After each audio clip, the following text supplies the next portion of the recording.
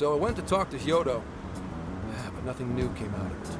All she explained is that she could control whoever added her as a friend on Emma.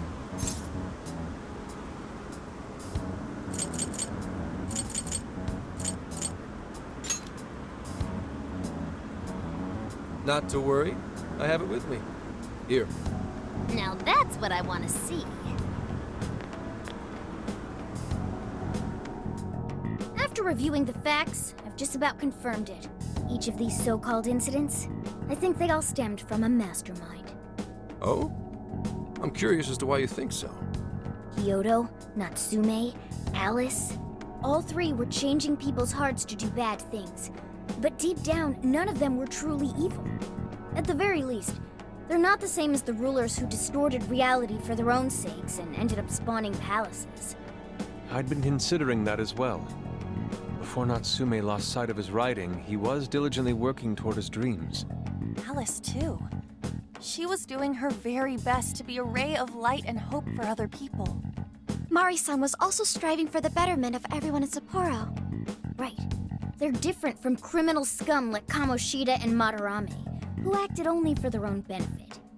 Okay, but how does a handful of not-so-evil monarchs prove there's a mastermind behind all this? The fact that jails are fundamentally different from palaces provides us a big clue. For starters, jails don't have any treasures for the taking. All we found are people's stolen desires. That means monarchs don't have twisted enough wills to reshape reality and form treasures. Which would mean that jails aren't created by the monarchs themselves.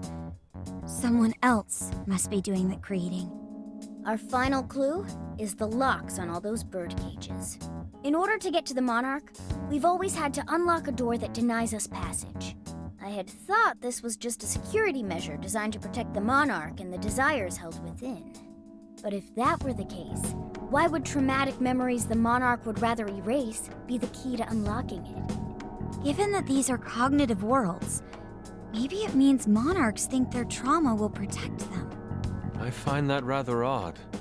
If anything, I would think it's the other way around. Correct. What if it is the other way around? Why might a door like that exist?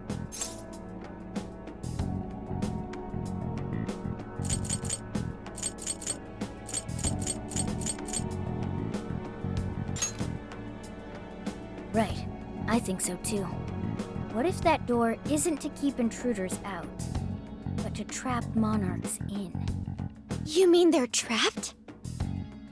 I thought the monarchs are the ones in charge. Think about it. What would happen if a monarch tried leaving their cage? They'd touch the door, and then hear the voices of their trauma? Exactly. They'll remember what made them so warped in the first place, and stick to their guns as a monarch. And thus, the cycle continues unbroken. The monarchs really are birds in a cage. From that perspective, the shadows protecting the keys inside the trauma cell hold a far more sinister purpose. They aren't there to prevent the monarch's trauma from being discovered. They're wardens guarding an elaborate system to ensure the monarch's imprisonment. Let me get this straight. You're basically saying these monarchs are being manipulated, and by virtue of that, there's somebody doing the manipulating. How's Hyodo-san's smartphone looking? Nothing wrong with her phone or the Emma installed, but I did find traces of surveillance. Huh, I'll bet it's the same snooper we keep running into, though I'm lost as to who it might be. So this observer and our mastermind may just be one and the same. Anyone have any guesses? Our first suspect is Medice, the company in charge of Emma. Since you can't get into jails without Emma, I can't write it off as mere coincidence. Medice, huh? Too bad we can't just storm their headquarters. You mean the cops can't actually do that? Of course not. How could we even put out a warrant on them? By saying they go around turning people into monarchs? You have a call from Ichinose. Hi there! Sorry for the relative lapse in communication, but I did turn up some info that I thought you guys might like to know. So I've been looking into Emma all this time, and I still have yet to find any differences between her past and present versions. I mean, this is state-of-the-art tech, not something just anybody could pry open and take a look inside. But then I took a peek at Emma's changelog, and that's where things got interesting.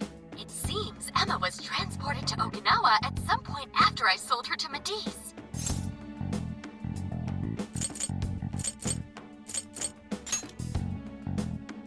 Yes, exactly. Why was the first thing that popped into my head.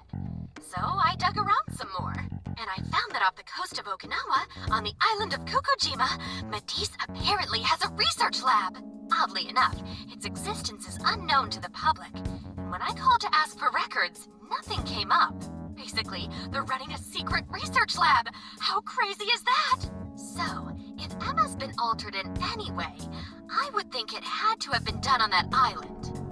Well, guys, wasn't I a super stellar source of information?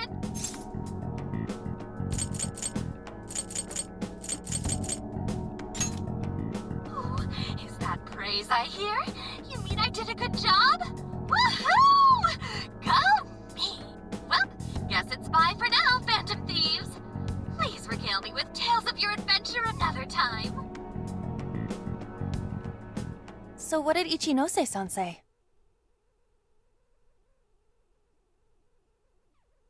Okinawa? Crystal clear waters? Shisa statues? Juicy pineapples? Shinsuko cookies?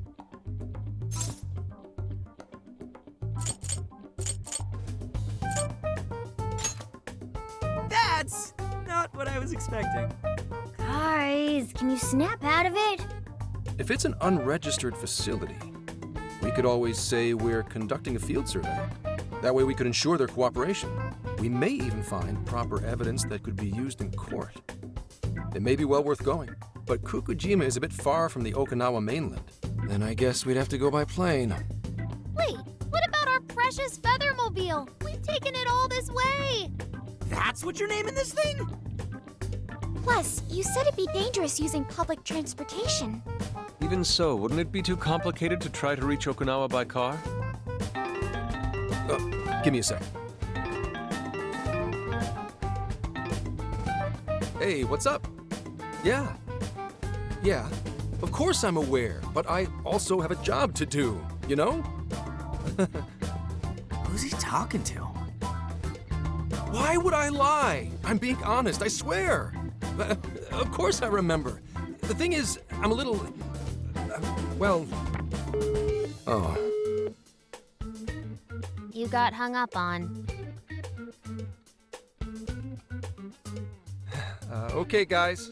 Plane's a no-go. We're driving. Huh? You mean we're going all the way to Okinawa by car? The thing is, I need to make a stop along the way. So we'll be heading to Kyoto first. Did you say Kyoto?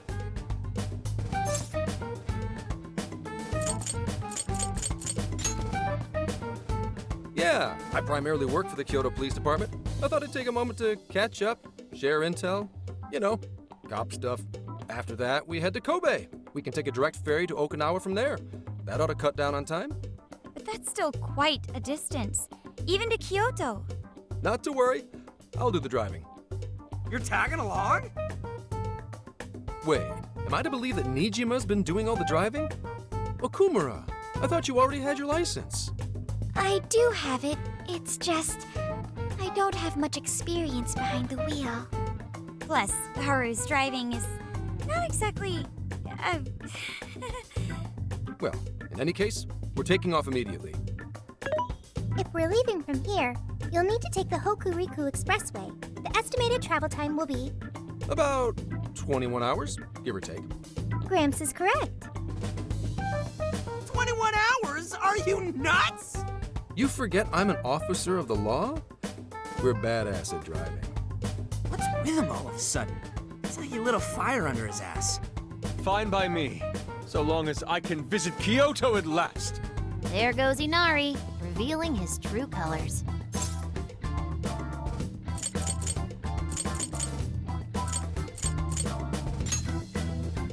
All right then, let's hit the road. I'll get you rascals there in record time.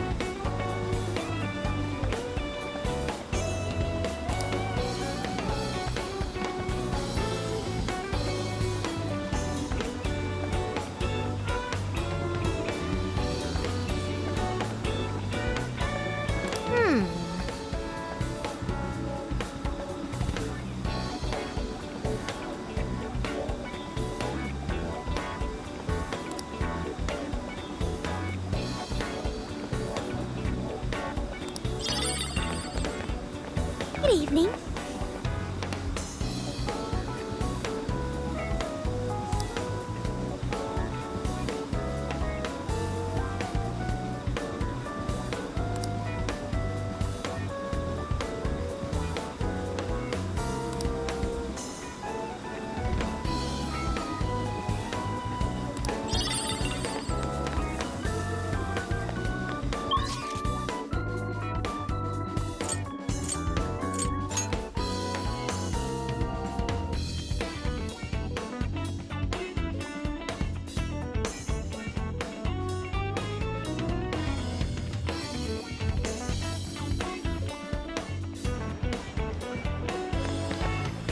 Oh,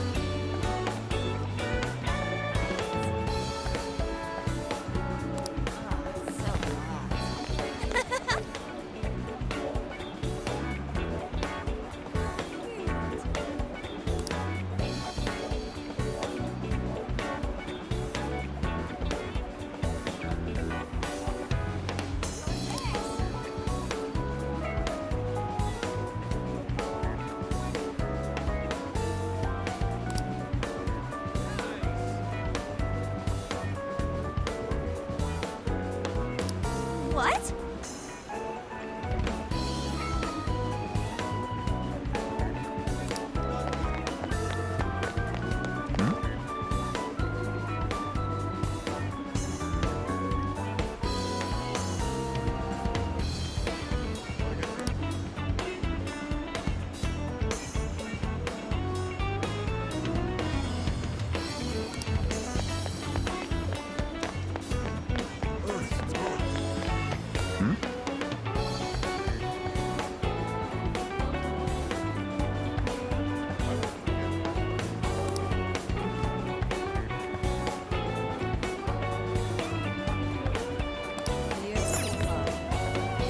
Can I help you find something? Is that all? Thank you. Is that all? Thank you. See you again. Yo!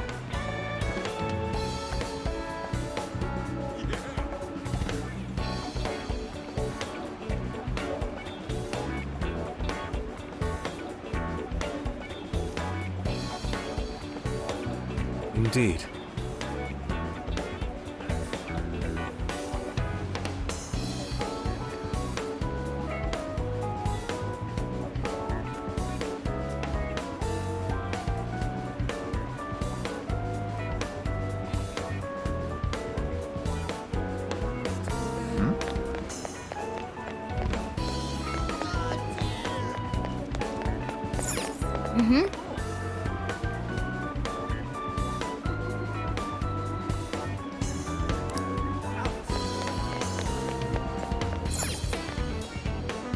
Welcome. You done? Want your receipt? Come again.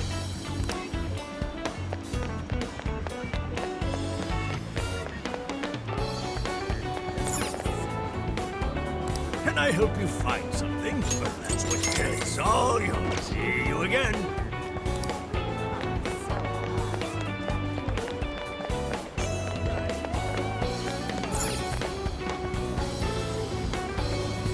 Hey! Oh, that's dope! Sweet, thanks! Thanks!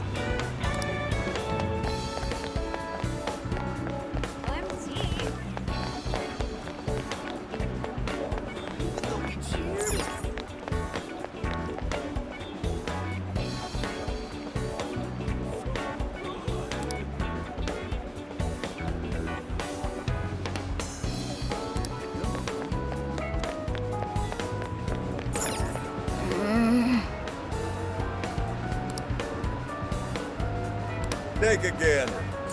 Is that all? Here you are. Thanks, and come again.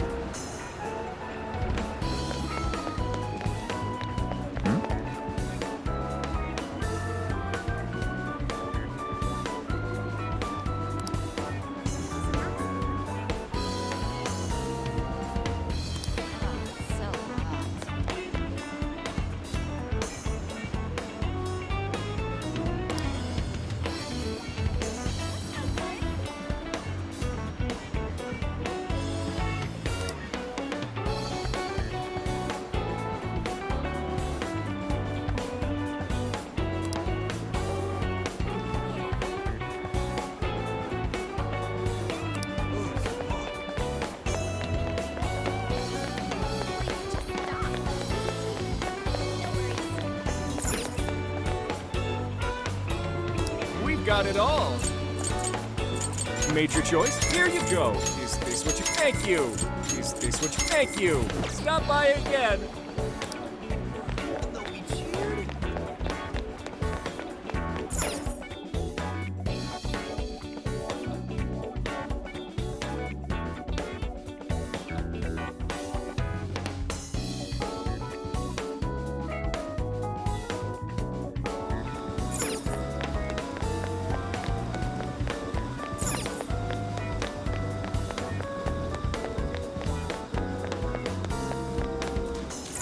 Get to work.